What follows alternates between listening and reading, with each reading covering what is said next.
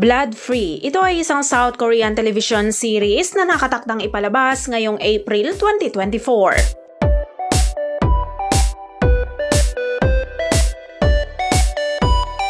Ang Blood Free ay isang suspense thriller tungkol sa isang CEO ng BF, ang biotechnology company na nagbukas ng bagong era ng artificially cultured meat na nangingibabaw sa merkado, at isang retiradong officer na naging bodyguard para protektahan ang CEO habang natangay sila sa sunod-sunod na insidente.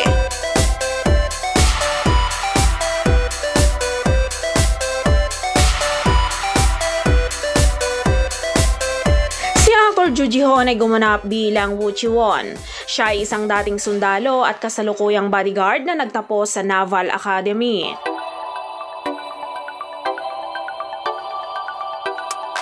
Si actress Honey Yoo-jo naman ay gumanap bilang Yoon Jae-yo. Siya ang founder at CEO ng BF Group, isang cell-cultured meat company na bumubuo sa Central Axis.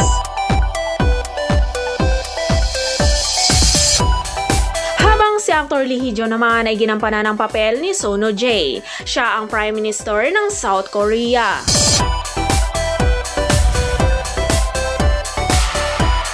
Samantala, si Actor Lee Moo-seng ay ginampanan naman ng papel ni On-san. Siya ay isang physiologist na founding member ng BF Group at ang General Manager ng Culture Media Technology.